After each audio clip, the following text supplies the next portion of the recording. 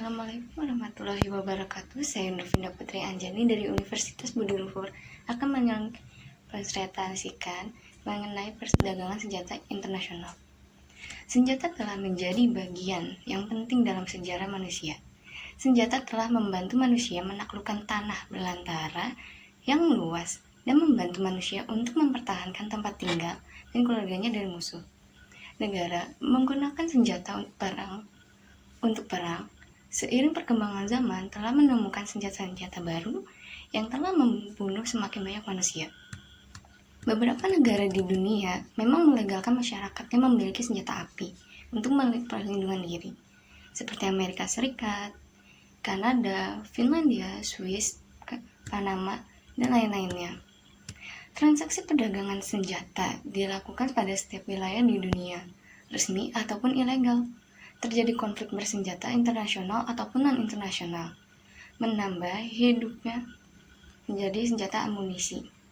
Perdagangan senjata seperti hampir disejajarkan dengan komoditi lainnya di pasar global maupun nasional.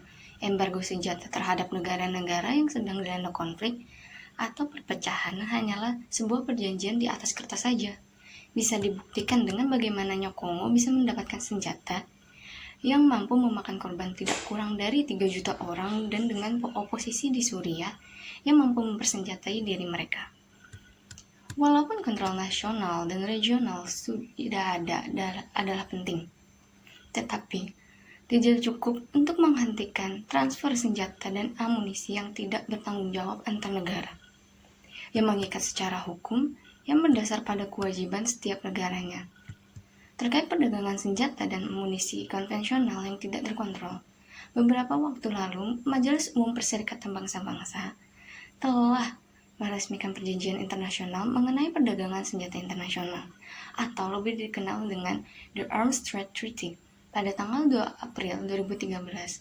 Pada perjanjian ini, PBB mencoba untuk meregulasi dan membatasi perdagangan senjata internasional, mulai dari senjata ringan hingga senjata berat seperti tank tempur dan kapal perang. Tidak kurang dari 154 negara menyatakan abstensi.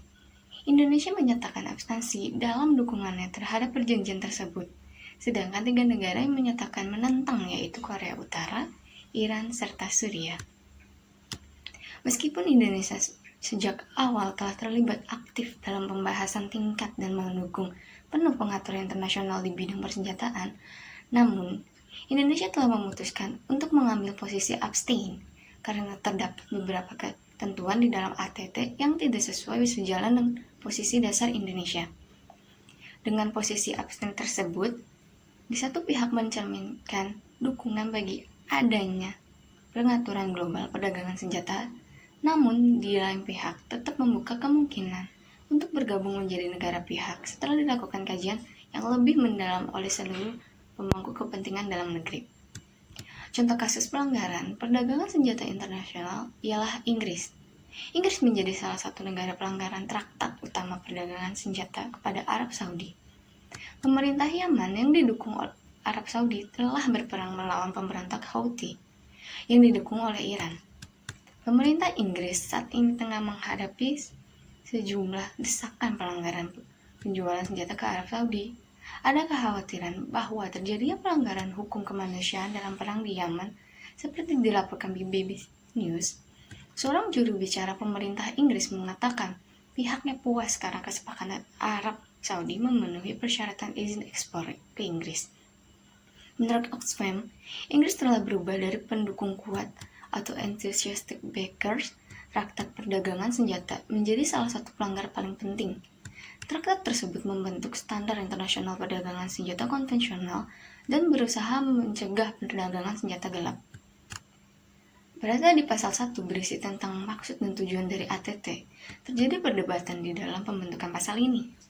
Beberapa negara menginginkan ATT untuk hanya mengatur transfer ilegal, akan tetapi negara lain menginginkan ATT mengatur seluruhnya.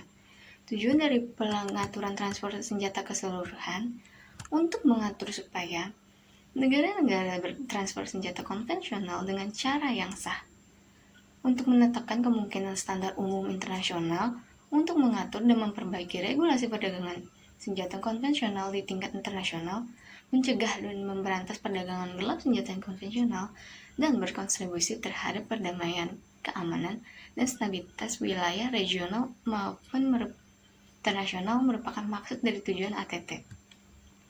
Dampak dari perdagangan internasional menjadi alat bagi rezim represif untuk menekan gerakan demokrasi dan melakukan pelanggaran HAM, memicu konflik regional dan lokal.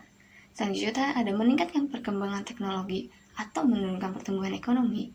Dan yang terakhir, membantu menciptakan keseimbangan kekuatan yang dapat menghadang konflik. Pembatasan perdagangan senjata dalam ATT 2013 terdiri dari 28 pasal. Telah dijelaskan dalam 13 pasal utama yang secara langsung mengatur mengenai pembatasan perdagangan senjata konvensional.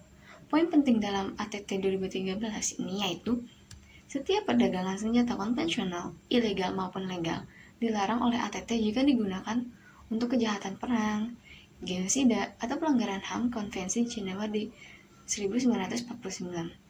Di luar hal ini, boleh dilakukan transfer senjata konvensional, namun harus ada pemeriksaan baik dari negara pengekspor maupun pengimpor untuk apa senjata tersebut akan digunakan.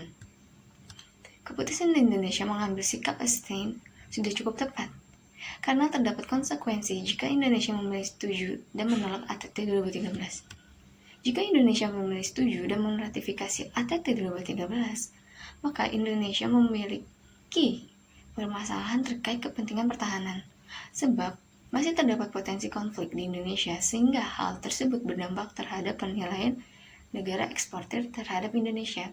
Selain itu, banyak terdapat poin-poin dalam ATT 2013 dalam pertentangan dengan hukum nasional Indonesia, sehingga harus ada amandemen untuk penyesuaian hukum nasional terhadap ATT 2013. Kesimpulannya, bahwa keputusan Indonesia mengambil sikap abstain itu sangat tepat ya, karena konsekuensi yang memilih setuju atau menolaknya masih harus kita lihat dengan hukum nasional di Indonesianya.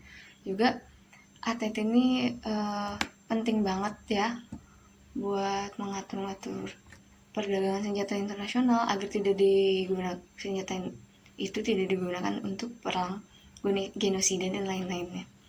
Sekian dari saya mengenai perdagangan senjata internasional. Sampai jumpa lagi.